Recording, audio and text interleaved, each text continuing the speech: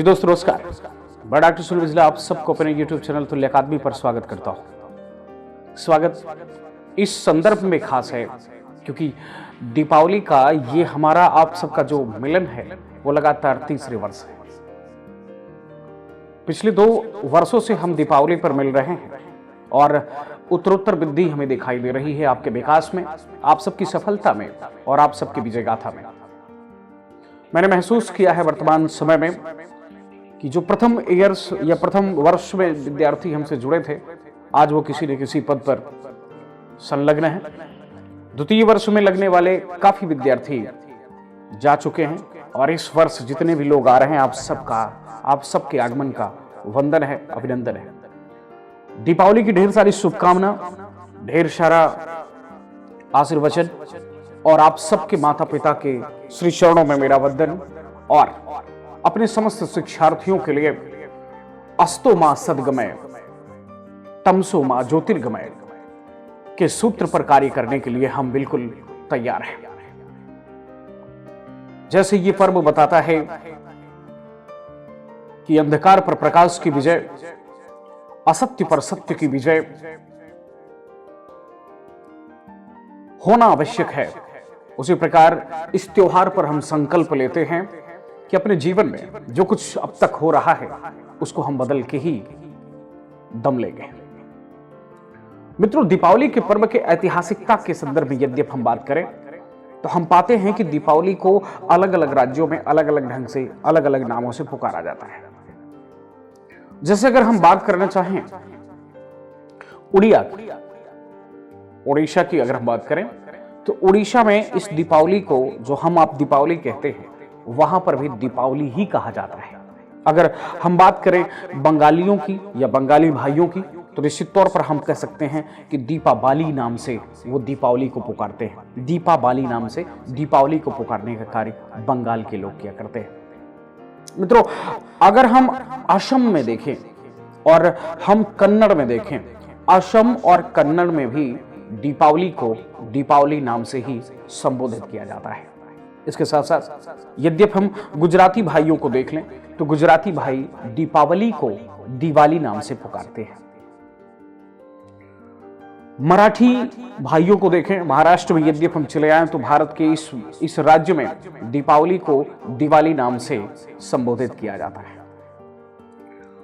अगर हम सिंधी क्षेत्र में देखें, सिंधी भाषा में यद्यप हम देखें तो सिंधी भाषा में दीपावली को वास्तव में दियारी कहा जाता है। क्या कहा जाता है? बिल्कुल हाँ, दियारी कहा जाता है। तो नेपाली में इसे तिहार नाम से संबोधित करते हैं। मित्रों, दीपावली एक ऐसा पर्व है जिसमें वास्तव में देखा जाए तो ना केवल ये दीपों का पर्व है, ये ना केवल किसी हिंदू, किसी सिख, किसी अन्य या अलग अलग संप्रदाय विशेष का पर्व है, बल्कि सभी संप्रदायों के लिए ये एक महत्वपूर्ण पर्व हमें दिखाई देता है।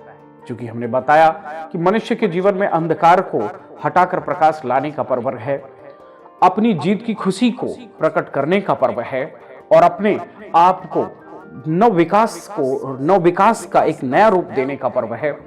मित्रों, अगर हिंदू धर्म की मान्यताओं को देखें, पहले हम हिंदू धर्म की बात करते हैं, फिर धीरे धीरे अन्य धर्मों की बात करेंगे।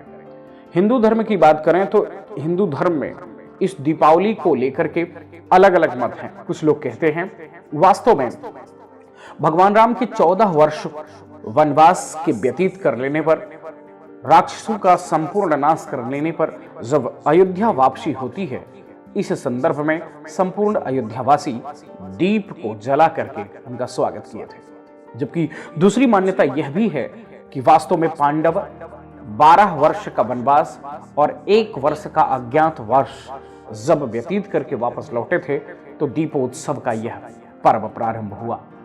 तो कुछ मान्यताएं ये भी हैं कि हिंदू धर्म में कि विष्णु की पत्नी लक्ष्मी के आगमन में दीपोत्सव का यह पर्व मनाया जाता है।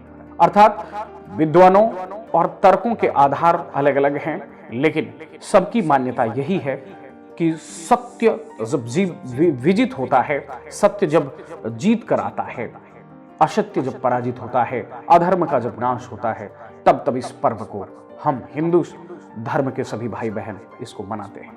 मित्रों, सच यह है कि वर्तमान समाज को अगर देखें तो वास्तव में असत्यता पर, दोषों पर, अवगुणों पर, अधर्म पर हम सबको भी विजय पाने का संकल्प लेना चाहिए।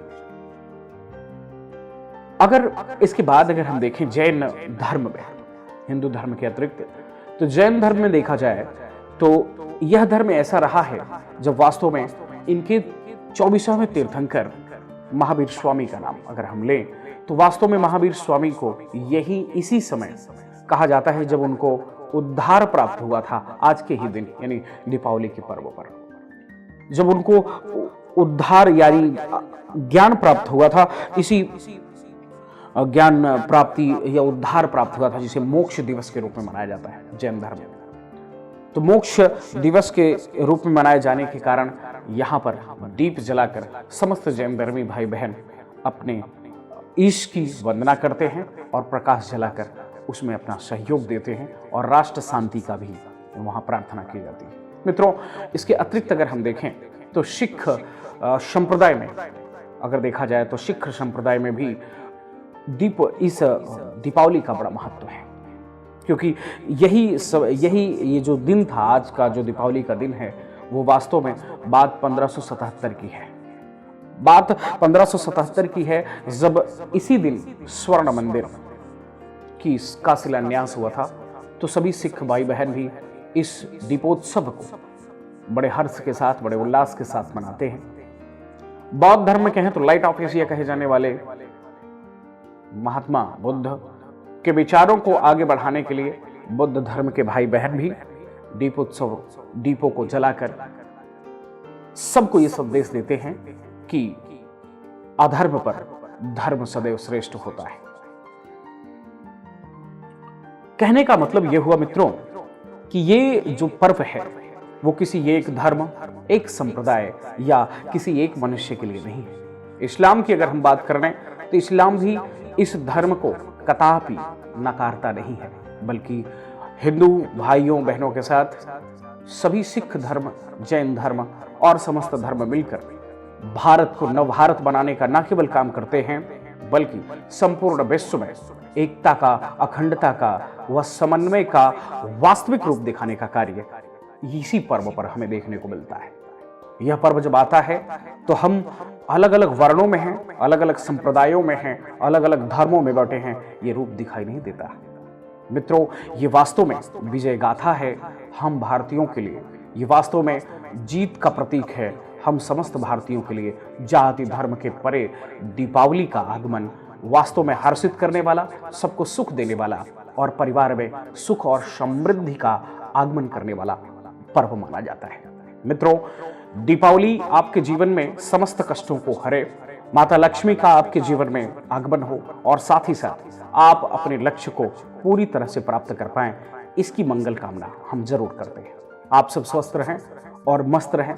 वर्तमान समाज में जिस प्रकार से कोरोना काल चला है उसमें तमाम विसंगतियां आई हैं, जैसे कि आर्थिक रूप से लोग काफी कमजोर हो गए हैं और ये दीपावली निसंदेह कोरोना को मात देने, सबको स्वस्थ रहने और अब से नए ऊर्जा का संचार देने आई है। हम यही आशा करेंगे कि आप सबके जीवन में आज से ही इस दीपावली पर्व के बाद से ही खुशियों का माहौल हो और आप लोग रोज नई ऊंचाइयों को प्राप्त करें। मित्रों, इस पर्व का दूसरा सबसे महत्वपूर्ण बात ये हो जाती है, अगर हम आर्थिक दृष्टि देखें, व्यापारी भाइयों की तरफ देखें, तो कहा जाता है कि इसी दिन यानी दीपावली के दिन अपने जो पुराने खाते होते हैं उनको साफ करके किसी का लेन देन होता है उसको माफ कर देते हैं। इस पर्व का और भी महत्व बढ़ जाता है अगर हम वातावरणीय ढंग से देखें तो इस पर्व का सबसे बड़ा महत्व ये रहा है कि हम आसपास जितने भी घर के आसपास खराब पड़ी चीजें हैं उसकी भी सफाई करते हैं। मित्रों, चूंकि यही एक पर्व हमें दिखाई देता है, या फिर होली में कुछ दिखाई देता है, लेकिन होली में रंगों का ज्यादा प्रभाव जब हो जाता है तो वो भी गंदगी फैला देता है, लेकिन ये एक ऐसा पर्व है जहां पर संपूर्णतः सफाई पर विशेष ध्यान दिया जाता है। माँ लक्ष्मी का आगमन हो रहा होता है और मनुष्य के दिल में वास्तव में नए ऊर्जा का संचार हो रहा होता है।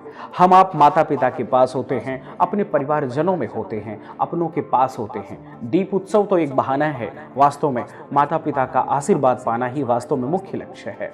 जब हम अपने माता पिता के आज चरणों में होंगे तो कुछ करना चाहे मत करना, किसी का पूजन करिएगा चाहे ना करिएगा, लेकिन माता पिता के चेहरे की खुशी के लिए एक बार मुस्कुराइएगा जरूर। मित्रों, इतना ही नहीं, अपने आसपास कोई ऐसा भी भटक रहा हो जिसके पास भोजन ना हो, उसको भोजन देने का भी कार्य करिएगा। एक मकसद बनिएगा किसी को मुस्कुराने का, एक जरिया बनिएगा इस दीपावली पर किसी को खुश करने का। छोटे छोटे बच्चे जिनके पास पैसा नहीं होता, माँ बाप डांट रहे होते हैं, उनके लिए कुछ एक छुछड़ी, एक पटाखा अवश्य दे दीजिए।